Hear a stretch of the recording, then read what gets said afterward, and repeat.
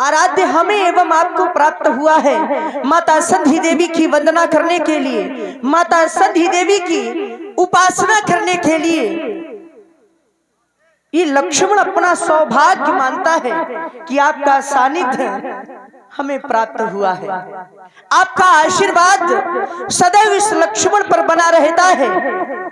आज न जाने ध्यान इस लक्ष्मण का श्री गुरुदेव भगवान की ओर चला गया, विचार करने लगा। गुरु का सानिध्य भगवत कृपा का मूल माना जाता है। क्यों? क्योंकि विचार करो, गुरु है क्या, गुरु कहते किसे हैं और गुरु का कर्तव्य क्या होता है। गु नाम अंधकार का और रू नाम प्रकाश का, अर्थात जो अंधकार रूपी मार्ग से हटा करके शिष्य को प्रकाश रूपी मार्ग पर चलावे, उसे हम सभी गुरु कहते हैं। आचार्यवाणी कहती है गुरु का सानिध्य परब्रह्म परमात्मा का सानिध्य माना जाता है। बंदहु गुरुपद कंज कृपा सिंधु नर रूप हरि।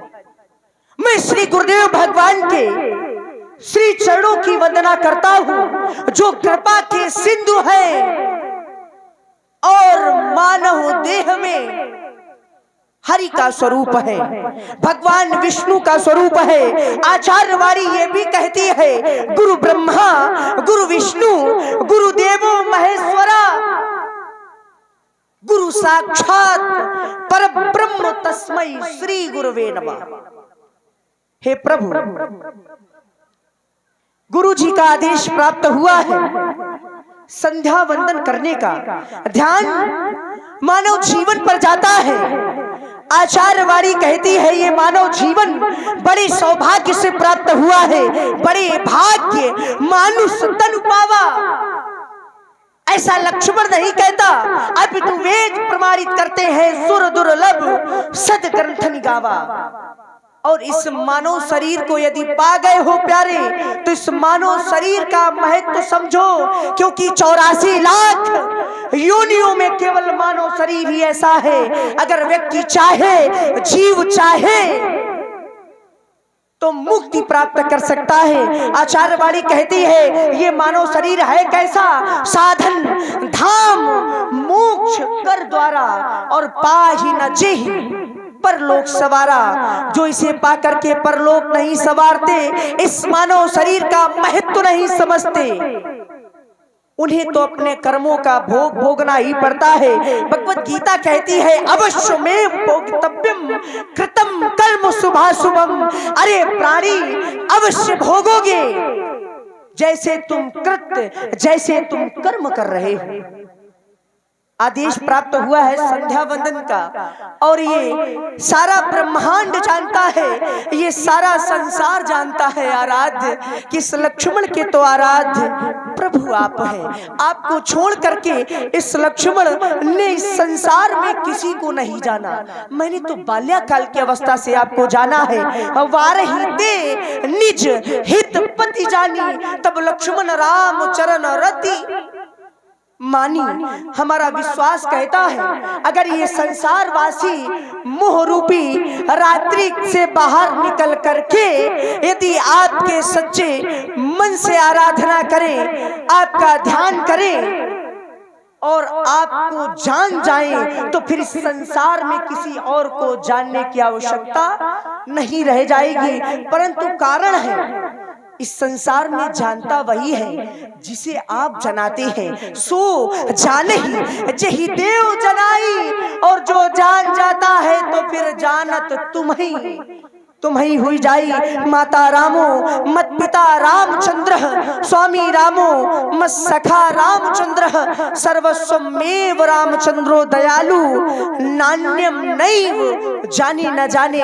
इस लक्ष्मण के माता पिता बंधु गुरु जो कुछ भी है आप हैं, क्योंकि गुरु पितु मात न जानऊ का कहा स्वभाव नाथ पतियाहू, क्योंकि मोरे सबही एक तुम स्वामी दीन बंधु उर अंतर्जामी लोकाभिरामम रणरंग धीरम राजीव नेत्रम रघुवंशनाथम कारुण्य रूपम प्रभु करुणा करंतम श्री रामचंद्रम शरणम प्रपद्ये।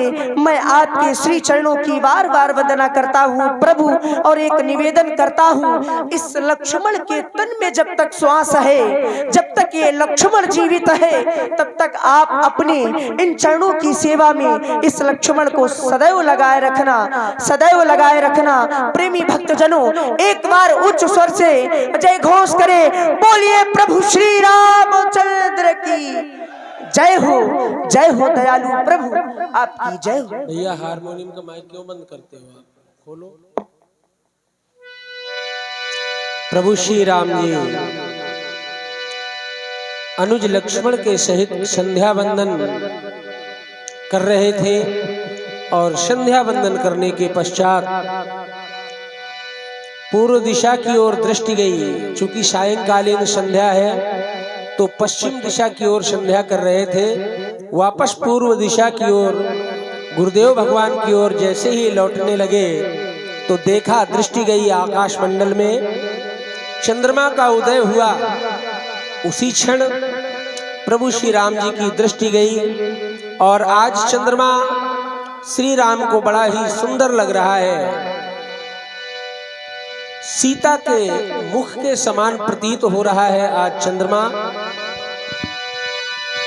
प्राची दिशि शशि मुयबु सुहावा,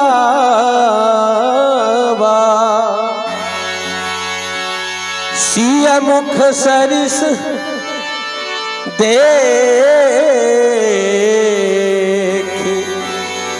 सुख पावा। बहुरी विचार कीन मन माही, सीय बदन सम हिम करना